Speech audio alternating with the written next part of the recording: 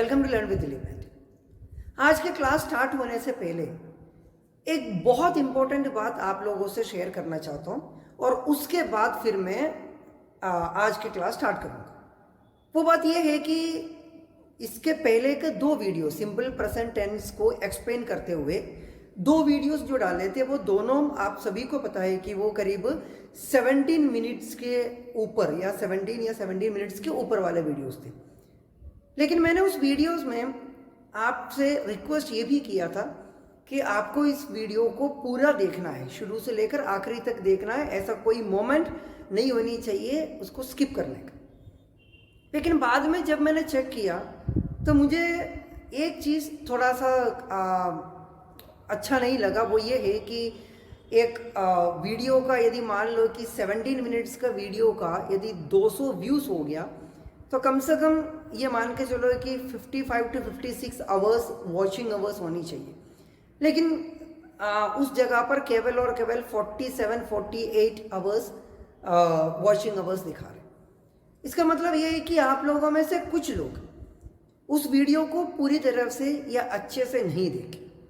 मैं फिर आप लोगों से रिक्वेस्ट करता हूँ, इसलिए मैंने स्टार्टिंग में बताया था कि बहुत इम्पोर्टेंट बात है ये, क्योंकि वीडियो को थोड़ा बहुत देखने से आप लोग इंग्लिश नहीं पढ़ेंगे। 17 मिनट्स ज़्यादा है मैं भी समझता हूँ, लेकिन उस 17 मिनट्स में मैंने वो एरिया कवर किया है जो 1.5 घंटे के ऊपर हमें नॉर्मल क्लासेस में लगता है। सो आप सभी से रिक्वेस्ट करता हूँ कि जिन लोगों ने पूरी तरह से उस वीडियोस को, दोनों वीडियोस को नहीं देखे, वो अच्छे से एक बार और देख लीजिए। मुझे व्यूज़ के लिए नहीं बोल रहा हूँ, क्योंकि सिंपल प्रेजेंट टेंस उतना इम्पोर्टेंट है और वो एक बार आप लोगों को समझ में आ गए और प्रेजेंट टेंस खत्म होते होते आप लोगों को समझ में ये आ जाएंगे कि अब पास्ट टेंस और फ्यूचर टेंस तो हमारे लिए क्या है, बहुत इजी है और आप सिर्फ बोलते जाओ, हमको ऑटोमेटिकली बाय हार्ट होते जाएंगे। क्योंकि मैंने आपको पहले भी बोला था कि एक भी टेंस आपको बाय हार्ट नहीं करना है। जो लोग पहली बार इस वीडियो को जो देख रहे या न्यू सब्सक्राइबर्स हैं, आप सभी से मेरा रिक्वेस्ट है कि आपको पिछले लास्ट 4 वीडियोस आपको देखना है। सबसे पहले ऑक्सिलरी वर्ब्स और पर्सन्स को एक्सप्लेन करते हुए ये जो वीडियो मैंने जो डाला था वो जरूर देख लीजिए। उसके बाद फिर मैंने टेंस का इंट्रोडक्शन इस वीडियो में जो डाला था वो आप एक बार जरूर देख लीजिए। उसके बाद फिर मैंने सिंपल प्रेजेंट टेंस के 2 वीडियोस मैंने जो डाला था, एक ये वीडियो डाला और उसके जस्ट बाद फिर मैंने जो डाला हुआ ये वीडियो। ये 4 वीडियोस आप लोग पहले देख लीजिए।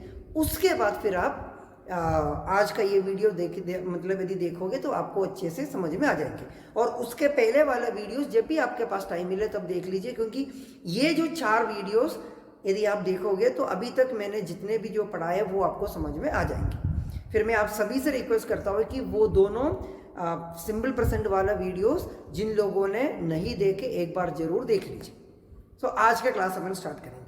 आज के क्लास में हम लोग केवल और केवल सिंपल प्रेजेंट टेंस की जो बाकी बचे हुए जो एरिया है बहुत कम टाइम के अंदर हम लोग पढ़ेंगे। सबसे पहले हम नोट्स का देख लेंगे। हेडिंग आपको लिखना था सिंपल प्रेजेंट टेंस, और उसके बाद फिर सब्जेक्ट प्लस वर्ब का फर्स्ट फॉर्म है ताहे तीहे तेहे, ये उसका पहचान है।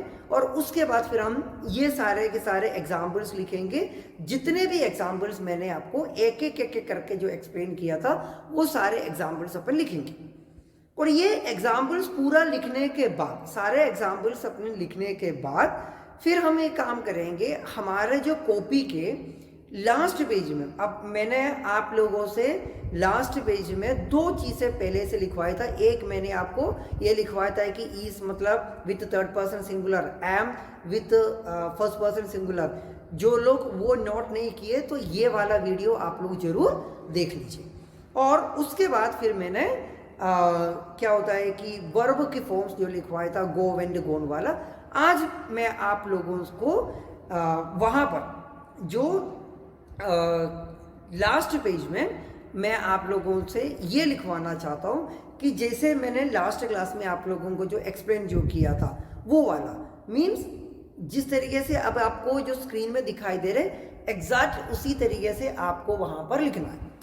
और यदि उसके बावजूद भी यदि आप लोगों में से किसी को कोई डाउट है तो आप ये जो दिए हुए ईमेल आईडी पे आप अपना जो भी डाउट्स है वो ज़रूर पूछ लीजिए, और उसके बाद फिर मैं पर्सनली आप लोगों को मैसेज करके या उसका रिप्लाई करके मैं आपका जो वो डाउट्स भी मैं आप लोगों को क्लियर कर दूँगा। और जो लोग नए लोग हैं उन लोगों से एक बार और मैं बताना चाहता हूँ, या आप लोगों में से कोई भी लोग दूसरे किसी को यदि इस चैनल को यदि आप सजेस्ट करेंगे तो उन लोगों को ज़रूर बताना कि आपको यूट्यूब में सर्च करना है दिलीप मैथ्यू, और उसके बाद यदि आपको ऑर्डर में मेरे क्लास यदि चाहिए दिलीप मैथ्यू 01, 02, 03 करके आप एक एक वीडियो देख सकते हैं। सो हम आगे बढ़ाएंगे क्लास को। ये पूरा लिखने के बाद हम अभी हमारा 3 रूल्स, सिंपल प्रेजेंट टेंस की 3 रूल्स लिखेंगे। एक रूल तो हम लोगों ने पढ़ लिए थे, लेकिन वो भी अपन इसमें लिखेंगे, क्योंकि वो एक्चुअली क्या होता है कि ये नोट्स में लिखवा रहा हूँ। अब नोट्स लिखवाते लिखवाते तीनों रूल्स भी मैं समझा दूंगा, और उसी तरीके मतलब क्या है कि वीडियो भी उसके साथ साथ हम एंड करेंगे, क्योंकि नोट्स लिखने के लिए अलग टाइम यदि मैं निकालूंगा तो वो वेस्ट ऑफ टाइम हो जाएंगे, इसलिए दोनों साथ में करेंगे। सो हम करेंगे रूल्स लिखेंगे। रूल नंबर 1, रूल नंबर 1 में क्या बता रहा है, if the subject is third person singular we add S और ES to the verb in the simple present tense. Simple present tense में यदि सब्जेक्ट थर्ड पर्सन सिंगुलर आ गया, थर्ड पर्सन सिंगुलर हमने पढ़े थे ही शी इट, और उसके अलावा मैंने ये भी बताया था कि मैं और आपको छोड़ के इस दुनिया में कोई भी हो वो थर्ड पर्सन है, यदि वो एक है तो थर्ड पर्सन सिंगुलर है ना। उसके हिसाब से हमने ये बताया था कि जब डॉग बार्क्स वाला बताया था, मैं आपको डॉग के बारे में बता रहे तो डॉग ऑटोमेटिकली क्या बन गया, थर्ड पर्सन बन गया। डॉग एक ही है इसलिए वो थर्ड पर्सन सिंगुलर बन गया। सो ये जो रूल तो हम लोगों ने पढ़ लिया था। अब अपन देखेंगे रूल नंबर 2। रूल नंबर 2 ये बता रहे there is no auxiliary verb in simple present tense, so we have to find out do और does from the verb for making negative and interrogative. एक बार और हम देखेंगे, उसको हिंदी में समझने की कोशिश करेंगे। सिंपल प्रेजेंट टेंस में कोई भी ऑक्सिलरी वर्ब नहीं है। वो अपने को पता है कि जब अपन सिंपल प्रेजेंट टेंस के नेगेटिव और इंट्रोगेटिव बनाने के लिए जब अपन कोशिश कर रहे थे तब क्या हुआ, सेंटेंस अपने को समय एक और रूल के बारे में बोला था कि यदि किसी सेंटेंस का नेगेटिव और इंट्रोगेटिव बताना है या यदि अपने को बनाना है तो उस सेंटेंस के अंदर ऑक्सिलरी वर्ब होना जरूरी है। लेकिन हमने देखा सिंपल प्रेजेंट टेंस में जितने भी एग्जाम्पल्स हम लोगों ने बनाए था, आई गो टू स्कूल से लेकर डॉग बार्क्स तक, जितने भी एग्जाम्पल्स हम लोगों ने जो लिखे थे उसमें किसी में भी कोई भी ऑक्सिलरी वर्ब नहीं थी। लेकिन रूल क्या बता रहा है कि ऑक्सिलरी वर्ब होना चाहिए, ऑक्सिलरी वर्ब के बिना हम नेगेटिव और इंट्रोगेटिव नहीं बना सकते। लेकिन उसका एक एक्सेप्शन भी आया, ऐसा कोई सेंटेंस यदि अपने सामने आ गया कि जिसमें कोई ऑक्सिलरी वर्ब नहीं है तो हमें क्या करना पड़ेगा, वर्ब के अंदर से डू और डज को ढूंढ निकालना है और उसको यूज करके फिर बनाना है। यही रूल नंबर 2 यही बता रहा है, सिंपल प्रेजेंट टेंस में कोई ऑक्सिलरी वर्ब नहीं है, इसलिए नेगेटिव और इंट्रोगेटिव बनाने के लिए हमें वर्ब के अंदर से डू या डज को क्या है, ढूंढ निकालना है। अब अपन देख लेंगे कि डू और डज को कैसे मतलब क्या कहते हैं कि ढूंढते।